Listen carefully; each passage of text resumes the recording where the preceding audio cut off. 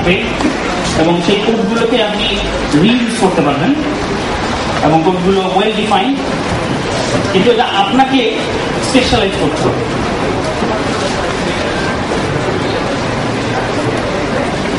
আচ্ছা, কোহানা কেন, মানে আমি কেন কোহানাকে চুজ করলাম? কোহানা একদিকে এমভিসি সম্পর্কে একটু পরে বলবো, অন্যদিকে কোহানা এইচএমভিসি, এবং এইচএমভিসি কি জিনিস সেটাও বলবো আমি একটু পরে। খুবই ফাস্ট ফ্রেমওয়ার্ক এবং PHP 5.2 এর উপর স্ট্রিক্টলি কোডিং করা, যেটা হচ্ছে সম্পূর্ণ OOP, অবজেক্ট ওরিয়েন্টেড প্রোগ্রামিং, এবং এক্সট্রিমলি ড্রাই মানে হচ্ছে ডোন্ট রিপিট ইউরসেলফ। মানে কোহানাতে যে ফাংশন ক্লাস যেগুলো ইউজ করা হয়েছে এগুলোকে আপনার রিপিট করতে হবে না। একই ফাংশন বা একই ক্লাসের ইনস্ট্যান্স ইউজ করে আপনি মাল্টিপল কাজ করতে পারবেন।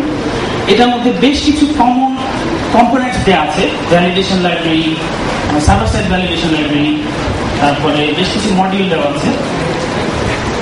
রাউটিং স্ট্রাকচারটা খুব সিম্পল। রাউটিং স্ট্রাকচার সম্পর্কে হয়তো কেউ বুঝতে পারবে না, হলে একটু মানে এখানে আলোচনা করার সুযোগ নেই।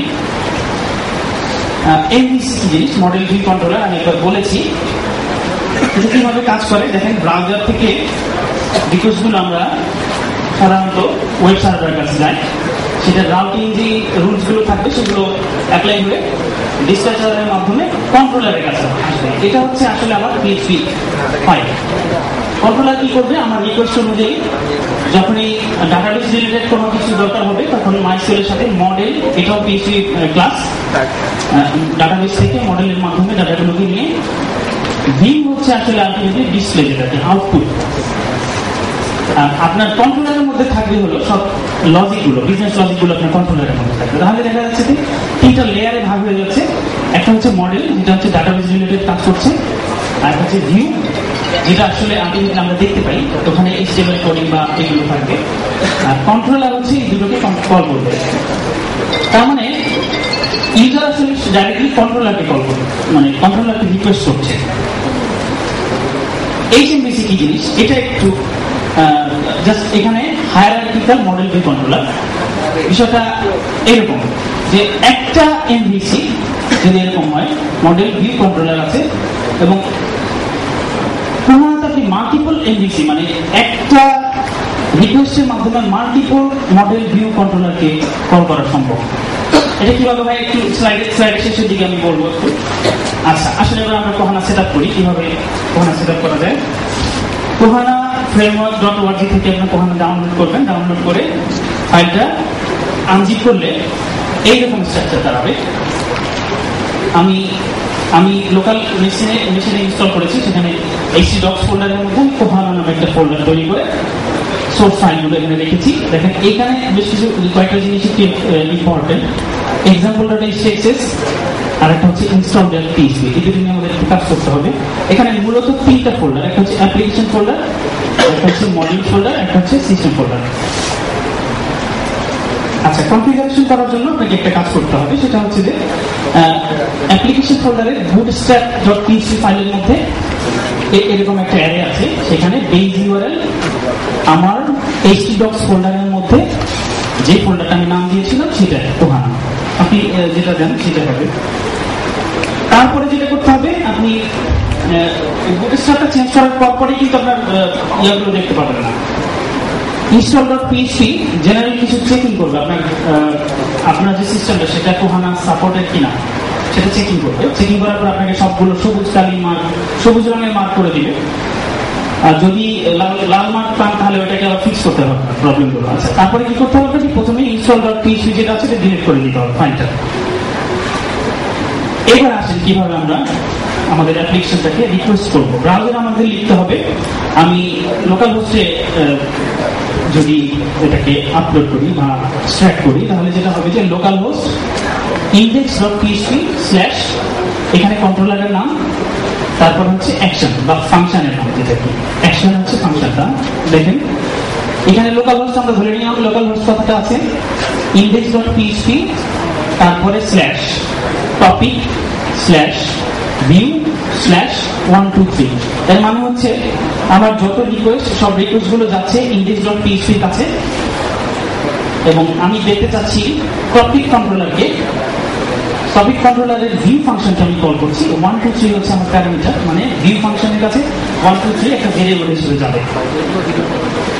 হ্যালো ওয়ার্ল্ড একটা অ্যাপ্লিকেশন আমরা করি আসেন।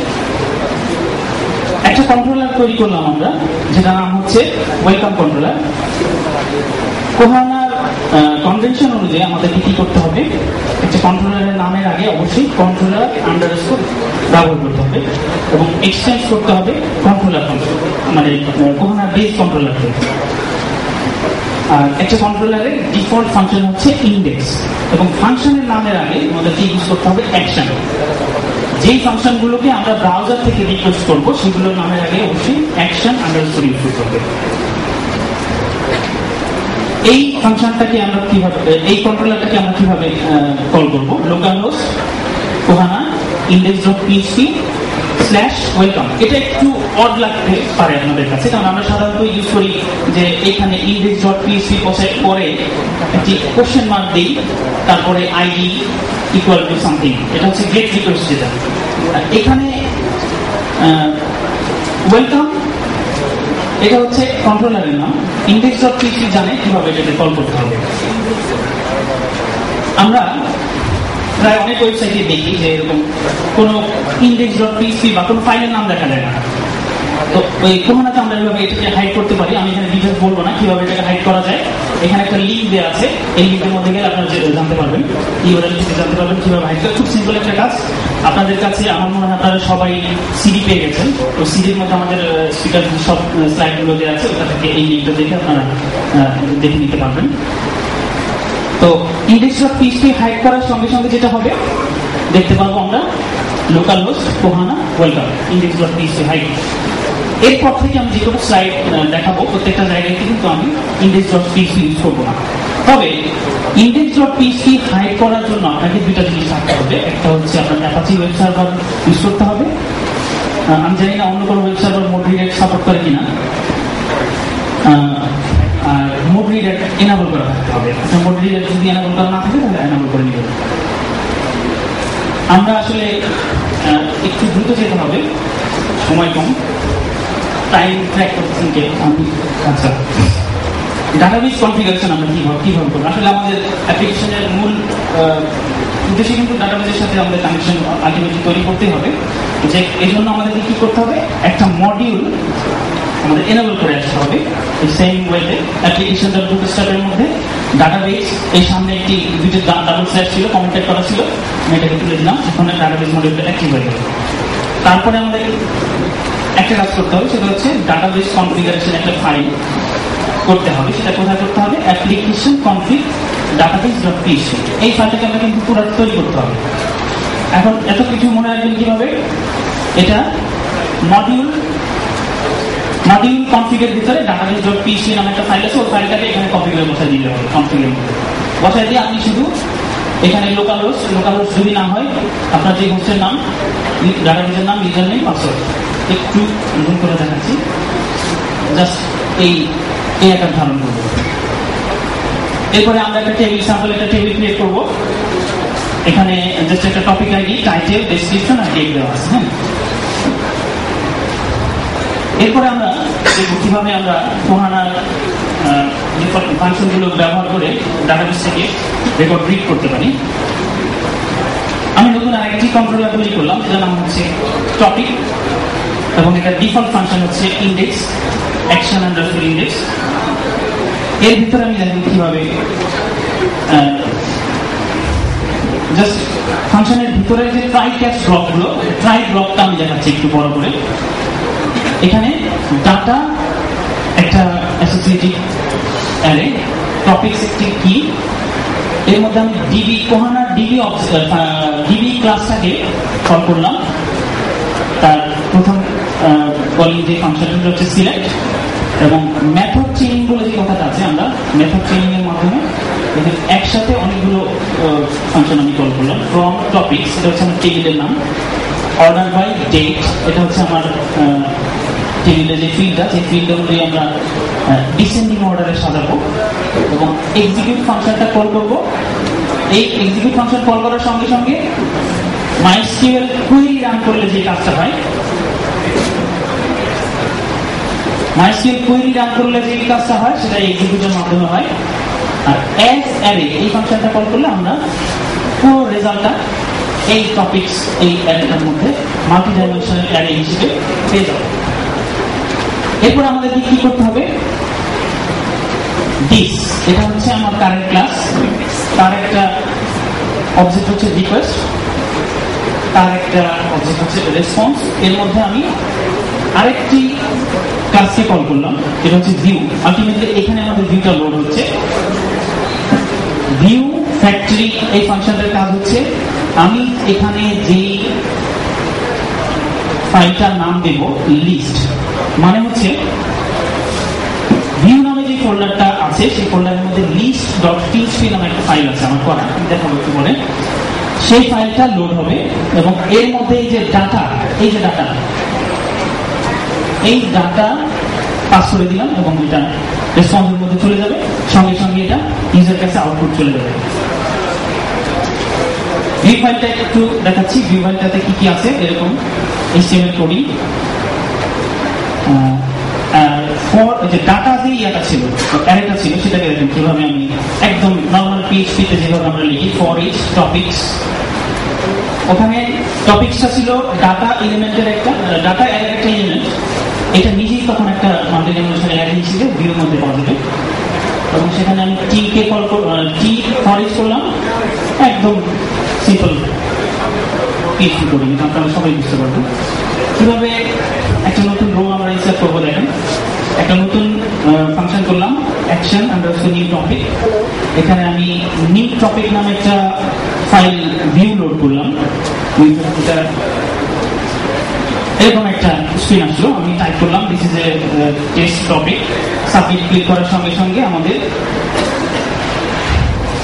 কন্ট্রোলার কোন ফাংশনটা কল হবে সেটা হচ্ছে অ্যাকশন ইনসার্ট। এটা আপনারা একটু ভিউ ফাইলটা দেখলে বুঝতে পারবেন কিভাবে এটা কল হতে মানে যাচ্ছে। এখানে একদম সিম্পল ডিবি ইনসার্ট, এটা হচ্ছে আমার টেবিলের নাম এবং এখানে আমি বলে দিচ্ছি যে কোন কোন কলামের মধ্যে ইনসার্ট হবে, টাইটেল, ডেসক্রিপশন এবং টেক্সট, এই তিনটি কলামের মধ্যে ইনসার্ট হবে এই ডাটা। আচ্ছা, এখানে একটা কাজ করেছিল যেটা হচ্ছে যে খুব মজার একটা কাজ, ভ্যালিডেট ক্লাসটি ইউজ করে আমি পুরো পোস্ট ভ্যারিয়েবলের মধ্যে যতগুলো ভ্যারিয়েবল আছে সবগুলোকে আমি একবারে ভ্যালিডেট করে ফেলেছি এবং এখানে কিছু রুলস অ্যাপ্লাই করা যায়। এটা আপনারা রুলস গুলো নিয়ে আসলে আলাপ করা যায়, অনেক সময় লাগবে। এই ফাংশনটা কল করার সঙ্গে সঙ্গে আমার যতগুলো ডাটার ভিতরে যা আছে সব এই টপিকস টেবিলের মধ্যে ইনসার্ট হয়ে যাবে এই এক্সিকিউট ফাংশনের মধ্যে। এবং তারপরে আমি কি করলাম, রিডাইরেক্ট করে আমি আবার টপিকস ইন্ডেক্সের কাছে পাঠিয়ে দিলাম। পাঠিয়ে দেওয়ার পরে আমি এইভাবে দেখতে পাবো যে আমার টপিকগুলো ইনসার্ট হয়ে গেছে। আমি একটু স্কিপ করে যাচ্ছি, মডেল সম্পর্কে একটু বলি। সেটা হচ্ছে আমরা এতক্ষণ কিন্তু মডেল ব্যবহার করি, আমরা object relational mapping ORM use করে আমরা কোহানাতে আসলে মডেল ইউজ করব। ORM সম্পর্কে আমরা নেক্সট একজন বক্তা বলবেন কিছুটা। HMVC-টাকে একটু বলি, কারণ কোহানার বড় একটি মানে শক্তিশালী একটা ফিচার হচ্ছে HMVC, মানে হায়ারার্কিক্যাল মডেল ভিউ কন্ট্রোলার। এখানে আমার কন্টেন্টটা লোড হচ্ছে, এখানে আমি চাচ্ছি যে কন্টেন্ট, এটা কিন্তু ভিউ ফাইলের ভিতরে, কন্টেন্টের ভিতরে পাশেই আমি আরেক জায়গায় একটা নতুন আরেকটা ফাংশনকে কল করতে চাচ্ছি আরেকটা কন্ট্রোলার বা একই কন্ট্রোলার। সেক্ষেত্রে আমি এভাবে করে কল করে ভিউর মধ্যে করতে পারি এবং এভাবে করে করতে পারি কন্ট্রোলারের ভিতরে। কোহানার ডকুমেন্টেশন দেখতে পারেন আপনারা, কোহানা framework/documentation.org/documentation। আনঅফিশিয়াল একটা ডকুমেন্টেশন আছে, এখানে একটা URL দেওয়া আছে, দেখতে পারবেন। আসলে 14 মিনিটে কোহানা সম্পর্কে এত বিস্তারিত বলা সম্ভব না। আমার মনে হয় আপনারা আমার এই সেশন থেকে কোহানা সম্পর্কে কিছুটা হলেও উৎসাহী হবেন এবং পরবর্তীতে আপনারা আরো স্টাডি করে আপনারা হয়তো কোহানা সম্পর্কে আরো জানতে পারবেন। ধন্যবাদ। নোট করতে চাচ্ছি।